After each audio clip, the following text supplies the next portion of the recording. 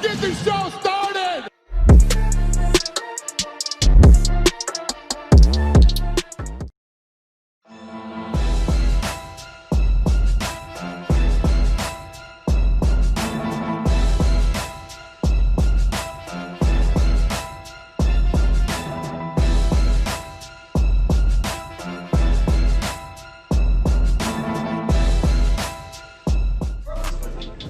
Come on, lead the set.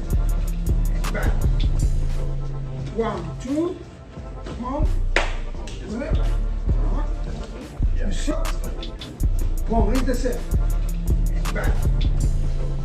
1, 2. Come on. Good.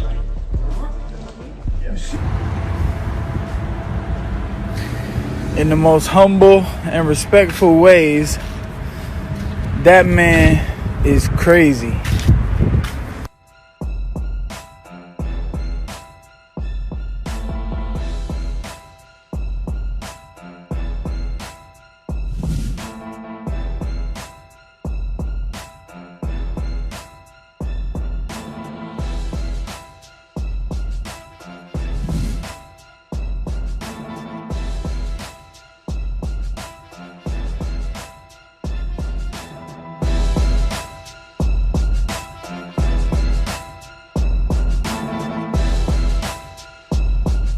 But no, I mean, there's a lot to unpack there, you know. Of course, Khabib is grieving, he's mourning his father, and he meant a lot to him. So I'm not, everyone's father means a lot to him, what am I saying? So, I mean, yeah, of course, he's got to take as much time as possible, because I can only imagine what he's going through. And, you know, my condolences once more. So, yeah, it makes sense. But I guess him...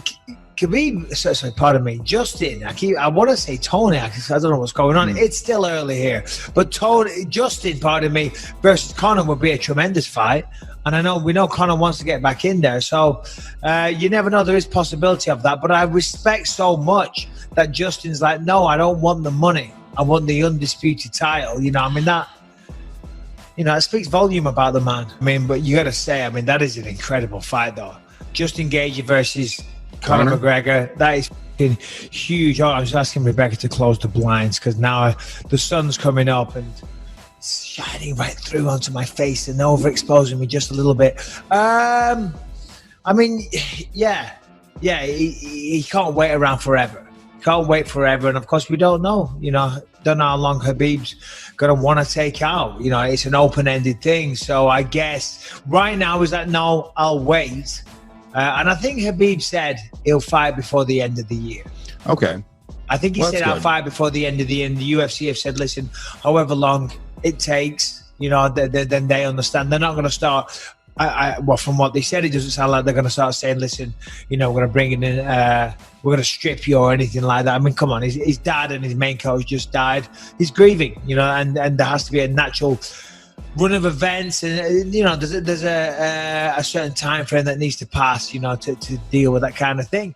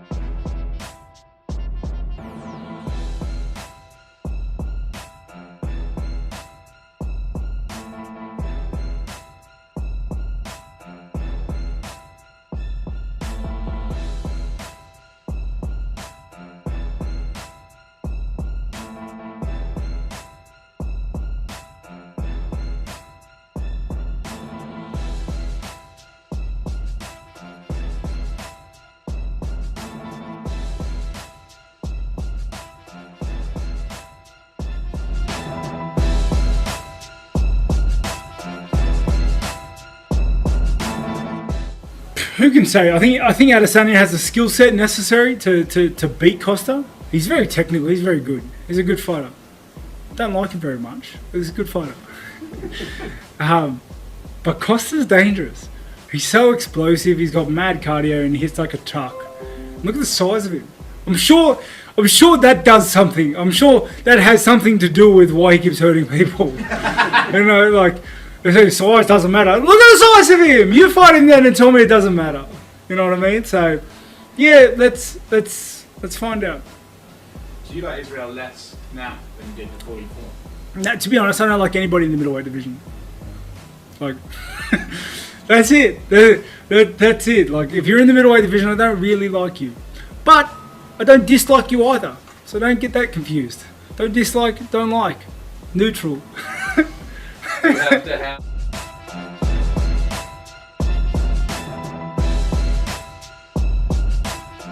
Whittaker Till is a goddamn pay-per-view if I've ever seen one. Two of the best middleweights on the goddamn planet. The narrative of this entire main event is the unknown. There's unknowns in this fight. Whittaker obviously is always dealing with injuries. There's all these rumors that his daughter needed a bone marrow transplant, but he's just like, nah, man, I'm worn the out. So a healthy, motivated Whittaker is a real problem. And then for Till, which Till are we gonna get? I get a little worried about him with some of his social media posts. And he also had the issue with the taxi and stuff like that. That's all in the past. He had that great fight against Kelvin Gastelum. As far as skill-wise, it's one of the highest profile fights you could ever make in the middleweight division, especially as strikers. There's gonna be no takedowns. If there's a takedown, someone should automatically lose points. You got a pressure fighter in Darren Till, the gorilla, who comes forward, uses his feints, has knockout power. Then you got Whittaker, who's as explosive as they get. You're talking about an explosive mother. The fights I'm most excited about for 2020. This is top 5 for me.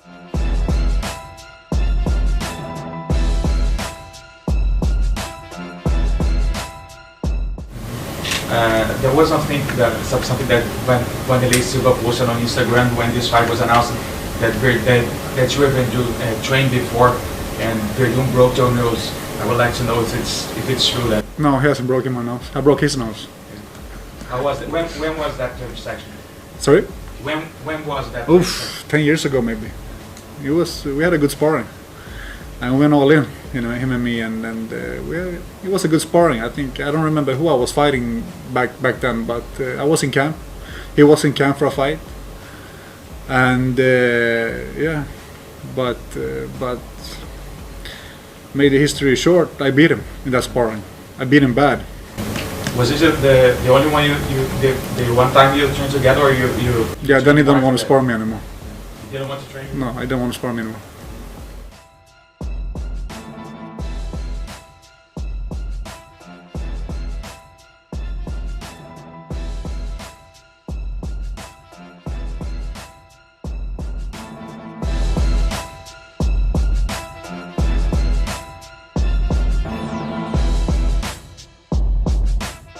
Ten of his 11 wins by finish, 9 by knockout, 1 by submission, and he has 5 wins in under a minute.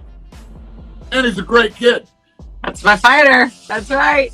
Yeah, little Ed. He's been special. You know, we call him like Neo. He's the one, and like he is that first generation of kids that only did MMA. He was obsessed with MMA when I was training at the gym. He was actually my like throwing dummy for my Carmouche open workout. He was 15 years old. He was like still like bigger than me. But you know, he was like one of my training partners, and you know, he learned arm bars from me. He was getting beat up by me, and he was in the, you know, the gym at a very pivotal time, and him and his brother would just like show up with like 10th Planet books and like completely like obsessed. I've never seen like kids more obsessed with MMA, and that was like the first generation of that, you know. Like I came up in, you know, judo and other things, and MMA became a thing that everyone else had to adjust to when they were already experts at something else.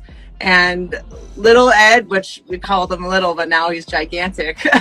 He is the first generation of those kids that MMA is all he did. There is no style that he had to conform into MMA with.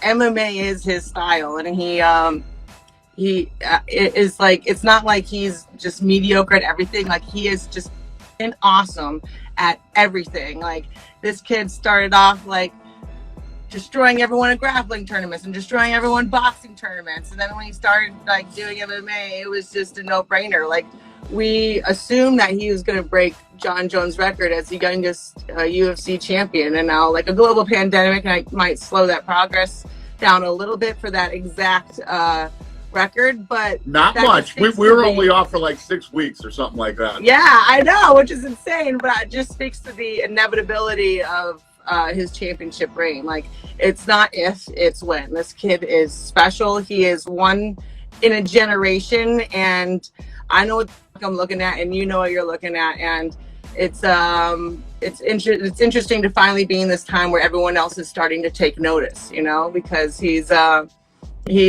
such a sweet and quiet kid, but man, he's a killer, you know, and when people actually take a moment to watch him, they will never be able to forget him. I mean, I really think it's not if, it's when. Every person, every heavyweight, professional heavyweight I seen sparring with this kid when he was 16 were like, who the is this kid? Like, everyone has trouble with him. Everyone underestimates him. And I think that's a huge advantage that he has, but it's not one that he's going to have for very long, because people are going to realize what a force to be reckoned with that he is, but it's not an advantage that he needs, because he doesn't need people to see him coming or not. He's coming regardless.